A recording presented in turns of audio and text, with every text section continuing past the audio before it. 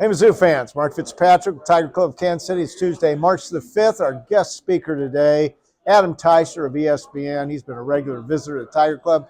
Covered the Chiefs for 31 years, including his time at the Kansas City Star. Adam, another Super Bowl. It's kind of becoming routine what you talk about Just here. like we all figured a few years ago, the Chiefs are going to win the Super Bowl every year, right? Hey, when did you – I guess you've been covering the team through some pretty dark days. Oh, yeah. I've been following the team since the 60s. And I thought, we were doomed to mediocrity forever. Yeah. And I guess the day Andy Reid walked in the door, things changed. That's when everything started to change. It's not all Andy Reid. Obviously, Patrick Mahomes and a lot of other people deserve a lot of credit. But I can tell you that in the years before Andy Reid got there, the Chiefs were always pulling in different directions. The coach and the general manager were pulling different directions. The coach wanted credit for this move or that move, or the general manager wanted credit. Andy Reid came in and changed all that. And all of a sudden, everybody was pulling in the same direction. I think that's one of the underrated features of abilities of Andy Reid, is his ability to get everybody to pull in one direction. And that can explain a lot of things about the Chiefs, why they're successful now and not when they weren't for the 50 years before that. And of course, Patrick Mahomes comes drafted. He was the 10th player taken that year. I think he was the second quarterback. He put up a lot of big numbers at Texas Tech, but a lot of guys have done that. Yep. Did you have any idea the first time that this guy would be what he is? No, not really. I mean, hey, this was the first time the Chiefs had drafted a quarterback. I think it was 34 years at that point. So they'd never really even tried. But I just sort of become conditioned to the fact that this organization didn't know what to do at quarterback.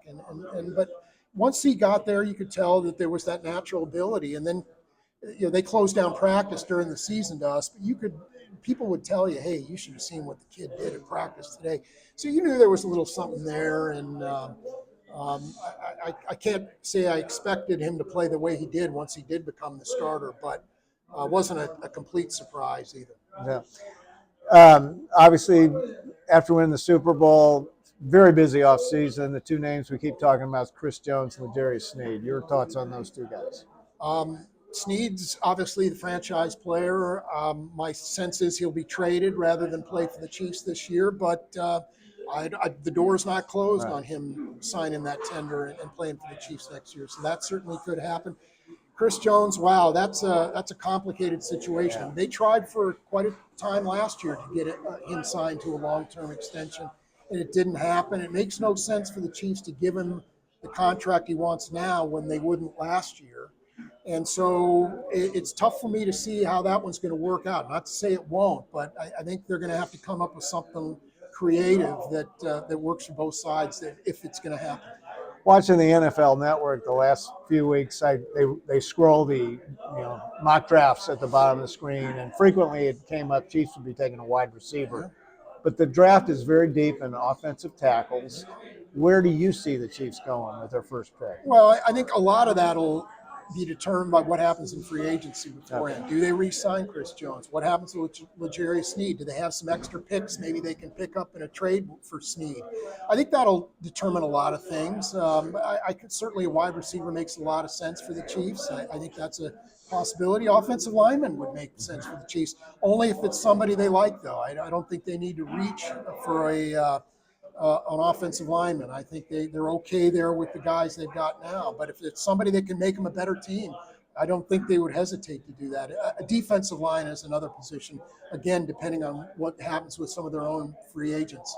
I think that's another position to watch as well. Last question I want to ask you. Hot topic now is new stadium, or not new stadium for the Chiefs, but renovation, new stadium for the Royals. What are your thoughts on that? It's $800 million is a lot of money. Yeah. And I, like maybe a lot of people, was a little underwhelmed at what I saw with the plans.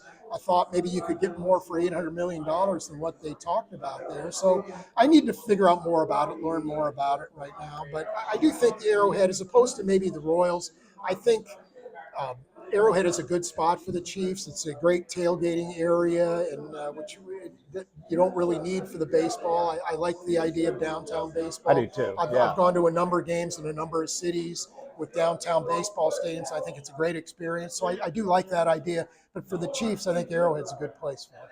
I'm like you. I've been to a lot of stadiums, and I'm a big fan of downtown baseball. Yes, so absolutely. hope to see what comes past. Absolutely. Adam, you do a great stuff. job. Thank you so Whoever much. thought we'd have a dynasty, huh? Not me. I never thought any team out there would have a Yeah, dynasty. there you go. Adam Teicher from ESPN knows more about covering the Chiefs just about anybody.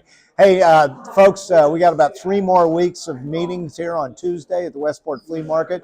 So come down and see us. And for speaker information, go to kctigerclub.com. Also, you can register for our annual golf tournament, which will be June 24th at Lockwood Country Club. It is filling up fast. So if you want to play, get on the website and get registered. Have a great day, everybody.